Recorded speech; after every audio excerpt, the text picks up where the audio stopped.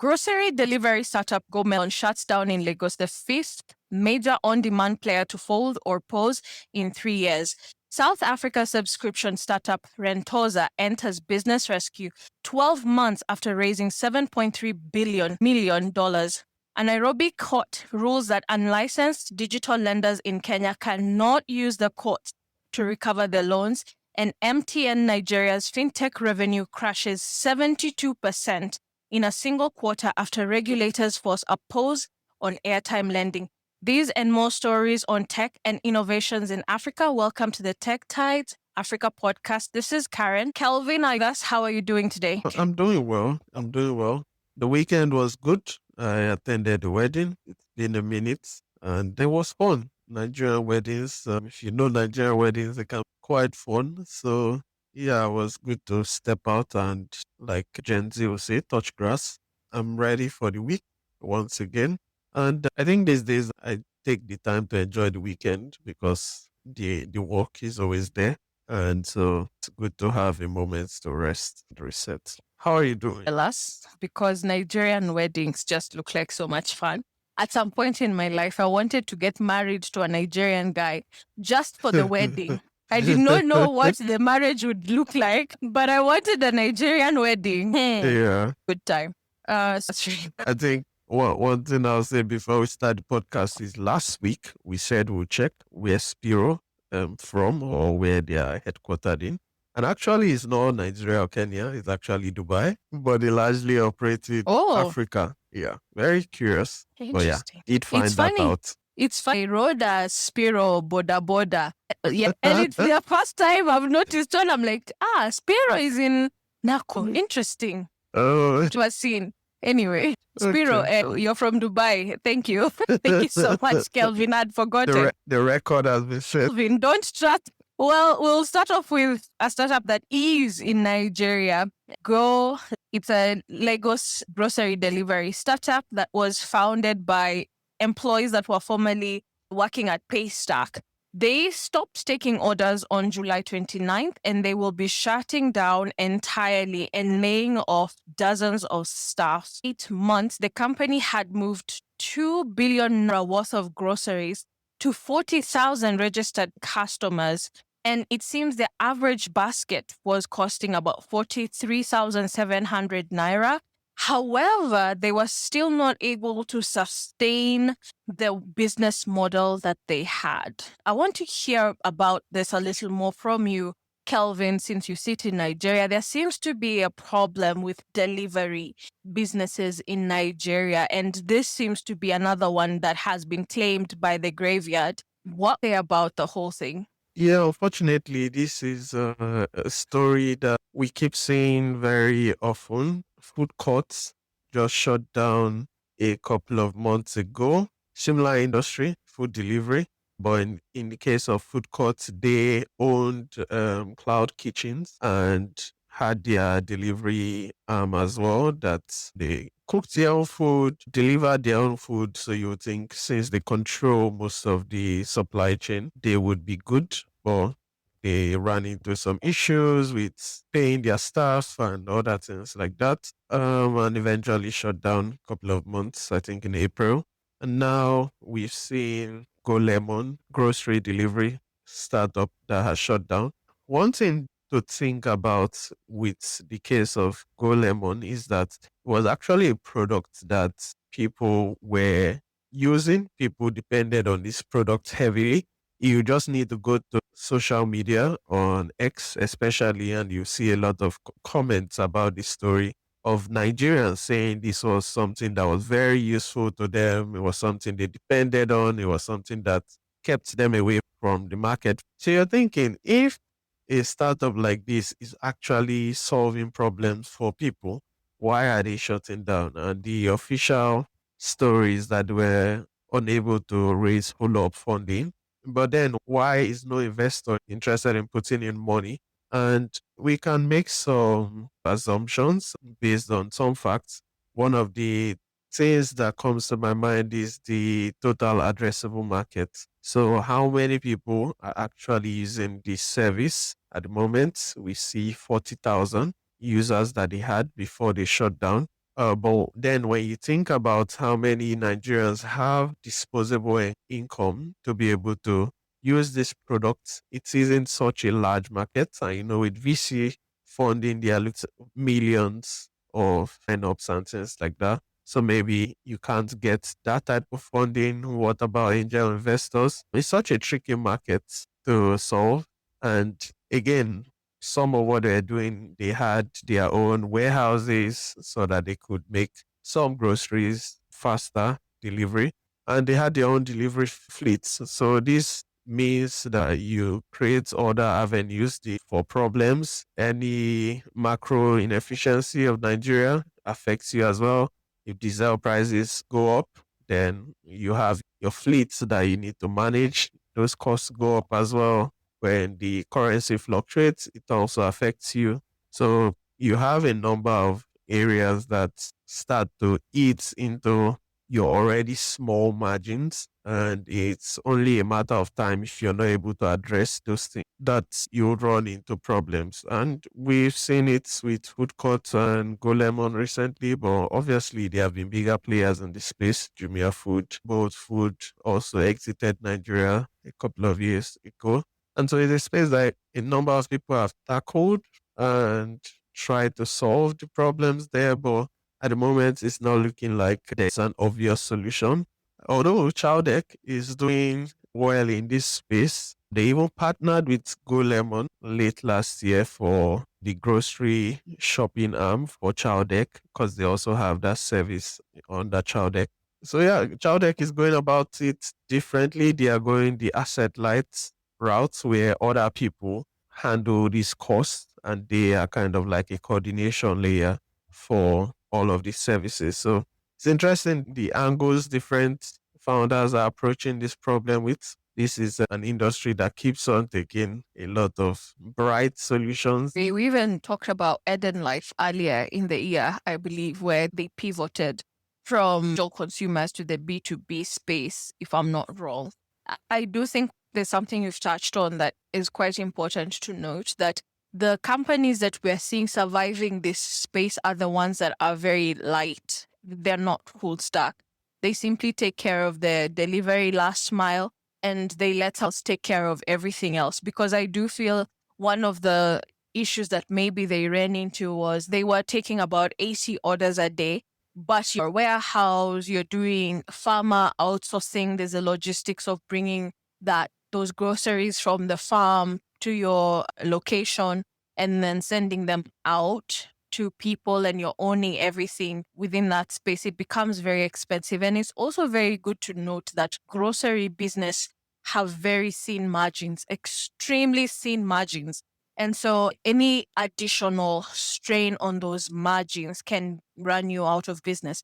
Because I do agree with you. I think that what they were offering is brilliant. I just think the business model is what might have bit them a bit, and perhaps a small change in the model would have saved the company. I don't know. This is just a personal opinion. Perhaps letting the farmers sell to your customers, where you're solving the problem of their farmer having to deal with brokers. And so you give them a platform where they deal directly with the customers. And then perhaps you do the deliveries. Maybe, I don't know, just my thoughts. So I do think that part of the problem was the business model, and then obviously the volumes out of runway to keep them going until they could increase the volumes to a point where they could sustain the business model. Because Nigeria has a lot of people. I think you can reach at least a million users in Nigeria of people who have disposable income, probably more than that. Perhaps they just ran out of runway to get there. I'm not sure. But it's a very sad story to see a brilliant idea die. Yeah. It's a sad one. And like you said, there are some things that maybe they could have done differently. Maybe pick up on the child deck model. But the advantage is to controlling the supply chain. You just need to be able to manage the losses until you're able to get to that point. If you're not able to raise the funding to get to that point, then it becomes problematic. Speaking of numbers, I think that Chowdeck, last I checked, sometime last year, Chowdeck had 600,000 customers. And maybe the assumption is by now, maybe they have crossed 1 million, I think. But that's Child Egg, that is like the most popular player in the Nigerian space that operates across multiple markets in Nigeria. From what I understand, GoLemon was mainly operational in Lagos. So are there 1 million customers with disposable income in Lagos? So that's one of the areas I think you need skill to be able to attract that VC funding, or the potential of skill to attract VC funding. But it didn't seem like they had that. So I don't think it's a bad idea. I think someone else can actually tackle this idea. Someone that has the money to take, because if you want to follow this model, you're going to take losses for quite a period of time. But eventually, the benefits of owning the supply chain, they do reflect down the line, but you have to get down the line to reap those benefits. Moving on to South Africa, we have another startup that looks like it's in a tricky situation. Toza, that just last year raised $7.3 million in funding, have entered a voluntary business rescue. So a business rescue is a situation where a business just says that it can't settle debts, raise fresh equity, or finish two overdue annual audits. So basically, the unit economics are not working, so they voluntarily state this.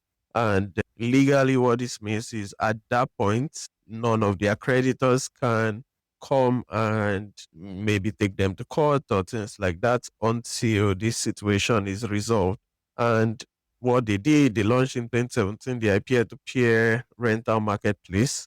And it seems similar to GoLemon. The margins just became quite slim. From what I understand, they are doing something similar to M-Copper, where people can buy some of these electronics and appliances from them and pay a monthly subscription fee. In their own case, they are using a subscription fee. And this means that you're going to basically be in debt because you have to purchase the hardware yourself and then sell it to customers. And they have had a lot of unpaid consumer debts. And at the moment, they have opted for this voluntary business rescue. So it looks shaky.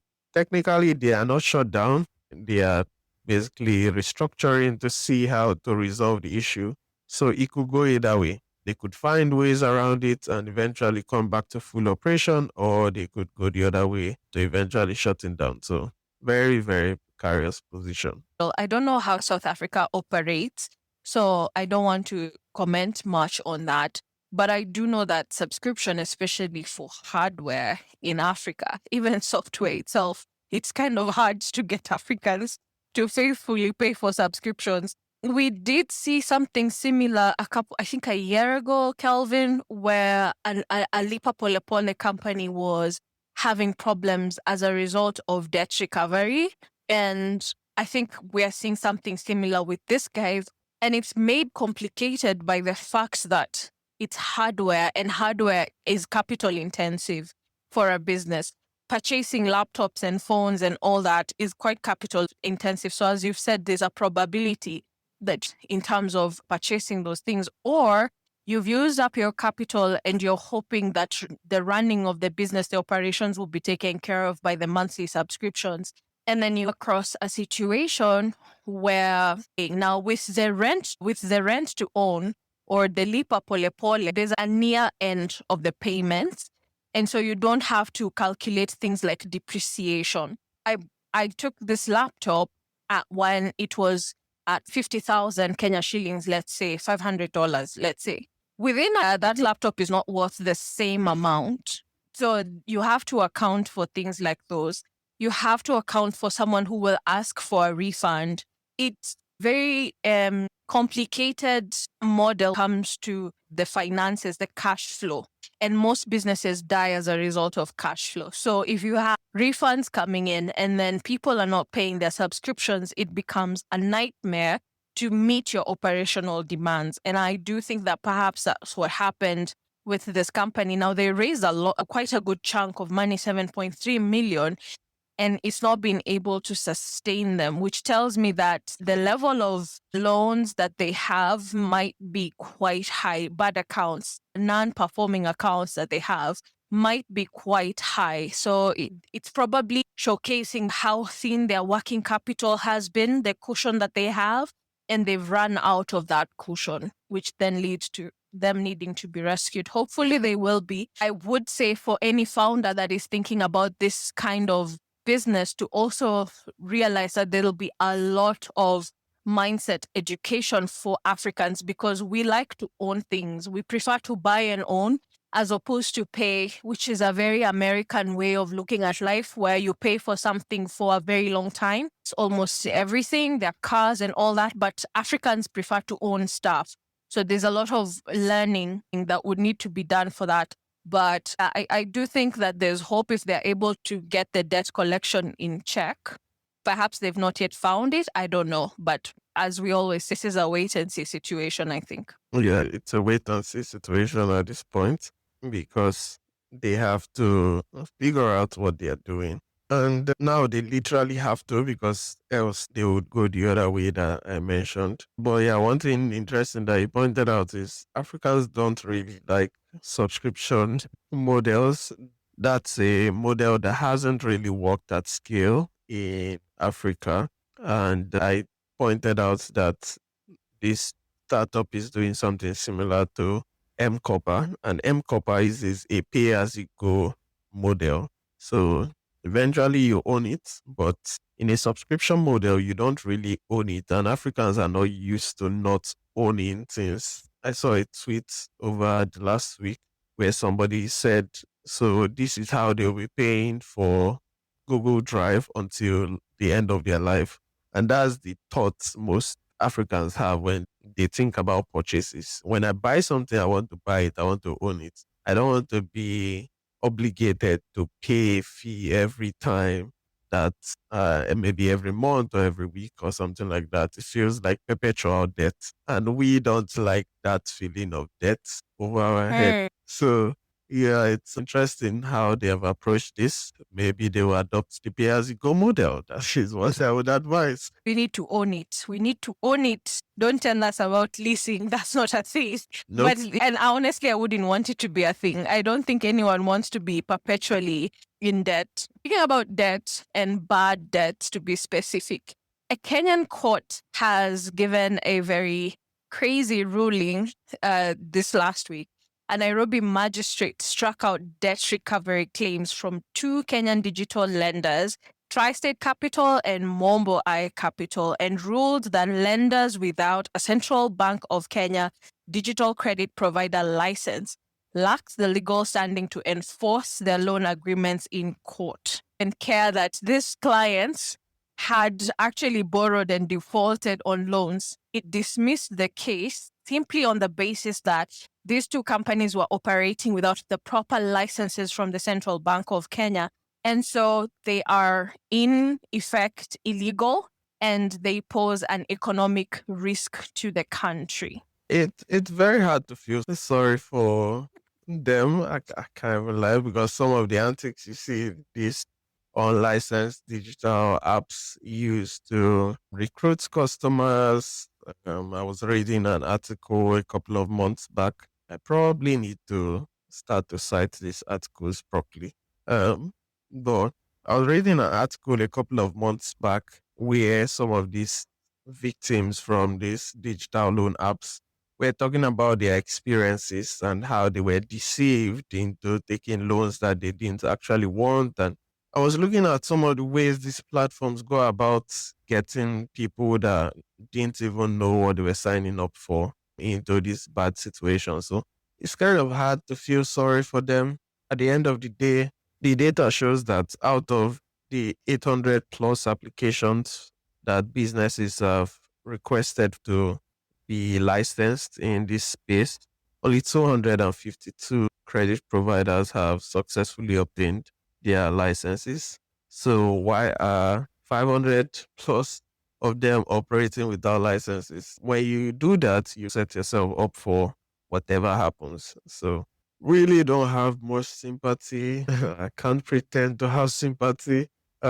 Everybody should just get the act together. I think that's where I'll leave it. I also think that this ruling will, in the end, protect the consumer, because I do find that a lot of these unregulated lenders have very predatory interest rates that take advantage of the common mwananchi who probably does not have access to traditional loan facilities, because they ask for a lot of things. But you will find that the manner in which they operate is predatory. It's very short periods of time, very high interest rates that keep people in a loop of debt. And so I do agree with the law court saying, hey, look, if you don't have a license, you do not have the legality to claim loans back. This will then force them to go the regulation way. A lot of them don't want to go that way, because then their interest rates will begin to be capped at certain levels as the laws continue to be created. Because right now, fintechs in Kenya, I think in Africa as a whole, operate on a gray area when it comes to regulation. But we are seeing central banks starting to catch up and bring in regulations and policies to protect the consumers. And a lot of them are afraid of that, because then their interest rates will be capped. The amount of time that they give for people to pay back will be increased.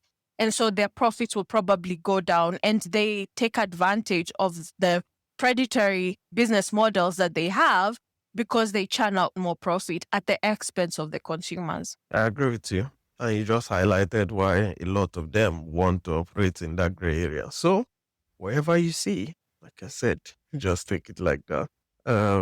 Moving on to a story that we have talked about, I think, twice this year on the podcast, a story between the Consumer Protection Agency in Nigeria and MTN. Actually, when we talked about it the first time in the year, it was that they had put a policy that MTN and Airtel should, and every other telco in the country needs to meet up some requirements to be giving out extra time, which is basically a service that allows you to borrow airtime and pay later. MTN and Airtel decided to pause that service for some time while they sorted out the documentation, and then they came back, and we also talked about the story when they met the requirements and they were able to move forward with it. We also talked about, is borrowing airtime a loan and is it not a loan? We talked about that a bit. Now, the latest development on that story is that during the second quarter that MTN paused their extra time service, they actually lost a lot of revenue. 72.4% of their fintech revenue was lost, which dropped it from 47.1 billion naira to 13.0 billion naira. That is a lot. That is a lot of loss in revenue. And now I understand why every telco in Nigeria pretty much offers the extra time service. It's not one that I use, so I didn't know how much it is used by Nigerians, but these numbers make it quite clear that it is used a lot and there's a lot of money to be gained from it. And that is why it was such a big thing when they had to pause their operations on this. So, yeah, airtime lending is a lot of money. It's shocking the level of decline that 72%. That is scary to see a company as big as MTN have such a high dependency on one product. And the funny thing is, during this period where we're seeing this decline, mobile money revenue growth went up 132%. The active wallets on Momo, which by the way I have to say is a very weird Momo. Yeah. Makes me think of Momo. I can't say without laughing. You're calling someone Momo, which I don't think is a good word. Anyway, Momo wallets went up to 5 million active users. So we're seeing other parts of the P&L going up, but just one section of it takes everything down. That's a crazy amount of dependence on one space. And so founders and startup guys who are listening, it's very important. I think this was a good test for them to realize that, hey, as a company, bottom line is heavily dependent on this one product. So how do we protect it from regulatory fluctuations that like those that we are continuing to see? Because this is a major risk for the company. If the government comes back and says, you know what, the law is final and they have to down for 6 months to figure things out, that's even more revenue being lost. I agree with you. It's definitely something that they had to address, and they have addressed it, and they are back to full operations. They have actually been operating for a while now. And so I believe that would reflect in the third quarter reports. So definitely want to keep an eye out on, probably maybe touch on it briefly in a future episode just to complete the loop of this story. And rounding up our stories for today, Stack launched Zap in March 2025. And the question that comes to mind with this story, I'll just premise that before I give the details, is was this a marketing strategy? Or is it that they have pivoted or created an additional strategy for income as time has moved forward? So they launched Zap in March of 2025. That's last year. And they explicitly said that Zap is not trying to be a neobank. It is focused on one thing and one thing only, and that is bank transfers. They do not have airtime, bill payments, savings, none of those things. In fact, they marketed it as the anti-super app. And then 16 months later, now we're seeing an email that is announcing bill payment, airtime, data, TV subscriptions, game top-ups, gift cards, which is the exact thing that they had advertised against. So the question becomes, was it a marketing game? Are they creating an additional strategy for income? I will start by looking at it from Paystack's point of view. So Paystack, prior to this Zap application, was mainly a B2B company. So Zap is actually their first test in the waters for B2C. And from their own point of view, from 2022 to 2023, their bank transfers grew from 28% to 58%. So I imagine from their end, we're thinking this is one place in the fintech space that is growing significantly. And I know a couple of episodes ago, we talked about how MoneyPoint and one other company introduced bank transfers in a way that made them very fast and very reliable. And so Paystack is looking at their numbers and seeing bank transfers growing significantly, and they have continued to grow since then.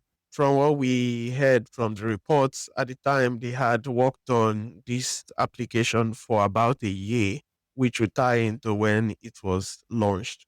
And so I think they went into it believing that, yes, transfers are going to be the next dominant player, if not overtake card payments in Nigeria, especially.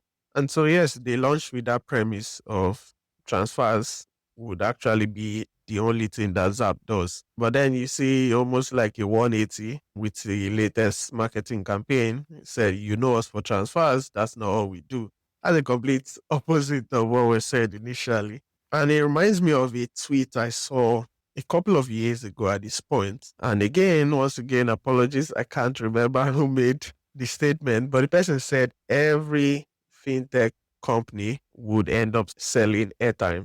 And it was such a broad statement that I didn't understand where this person was coming from. But since then, I have seen every fintech business at some point offering the service for buying airtime. And so this person knows what they are talking about. And I know there is a longer explanation for why they all end up selling airtime. Bank transfers, the margins are quite slim. So Zap was charging 35 naira for deposit and 25 naira for withdrawals.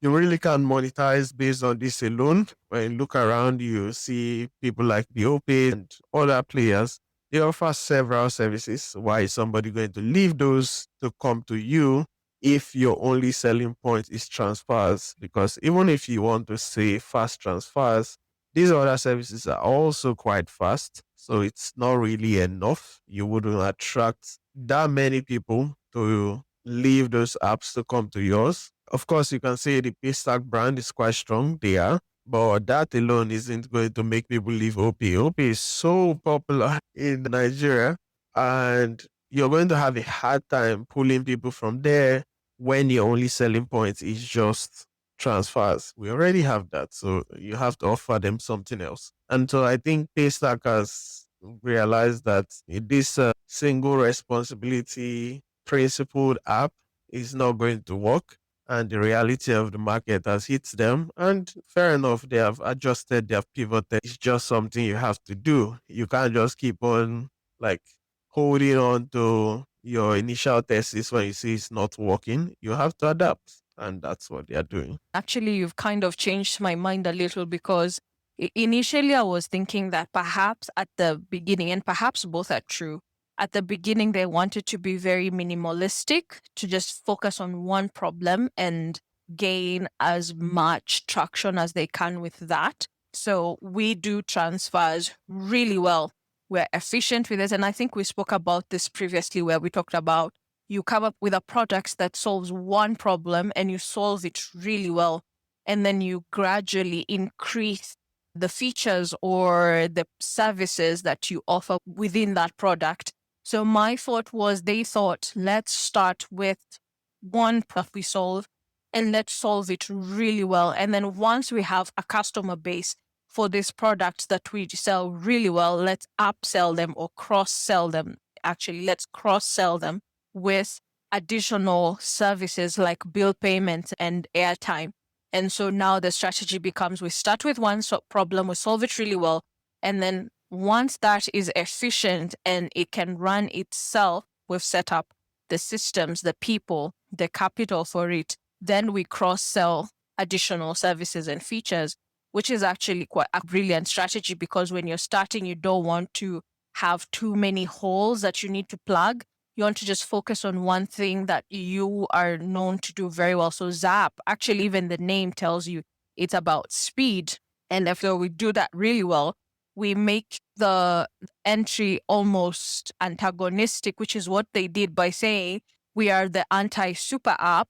We don't want to do all these other things. We just want to do this one thing really well. So it creates a lot of noise and attention, and guys are like, okay, let's check it out. And then once you've grown to a certain level, you now add on to it. That was my initial thought, but now I'm thinking perhaps, so it could be that they start, this is all we need to provide, and then later realized, like MTN, airtime is the thing in Nigeria, and you have to sell it. So I don't know, either or yes and. Yeah, I understand where you're coming from. Normally, the approach that startups should use when entering the market, do one thing and do it very well. But pretty much anything Paystack does is going to gain a lot of traction. So I don't think it was that, because also they explicitly marketed against doing that. They marketed against doing that. They marketed against being the super app. So when you start with that and then 16 months later you go the exact opposite direction, it's definitely not just that you wanted to make this approach. If you wanted to just, okay, start with one thing and then pivot or add more services later, you would have just said, oh, we do bank transfers and we do it well. You don't say you do bank transfers only, and there are certain ways you see marketing copies and you know, okay, this person is taking a shot at these people. And so we saw all of those. So now when you see, you know us for transfers, that's not all we do. Then immediately you're thinking about, oh boy, you said this in the past. So definitely for me, what I'm reading again is just speculation, is that you've hit the market, you've seen the reality, you've seen the numbers, and that has informed your decision to switch your stance. And fair enough, we are allowed to have a test and then test that thesis. And if you see that it's not working, it would be foolish to to hold on to that within their rights to change their mind and things like that. But again, it doesn't explain the anti-super app that they started Zap with. That's the angle I think about this story from. So we'll see how it develops. I think there's still that pending case. I don't know whether that has been settled with Zap Africa. That was the I was looking for updates on that, but I didn't see anything. So yeah, Zap is definitely one to watch out for because it's coming at a time where a lot of people are switching to B2B, as we have talked about throughout the year, and the bits of that last year. And then Paystack is now entering the B space. So it's definitely one that I'm watching out to see how it goes. It will inform us about what the B2C market is looking like if a heavyweight like Paystack ends up leaving this space, but it's still early days, still early days. And on that note, I think this brings us to the end of today's episode. One of the common trends that we're seeing is that subsidized growth and regulatory arbitrage across Africa is keeps on drawing to a close. Everybody needs to dot their I's and cross their T's and make sure that you're watching the numbers specifically. And join us same time next week as we continue tracking the tides.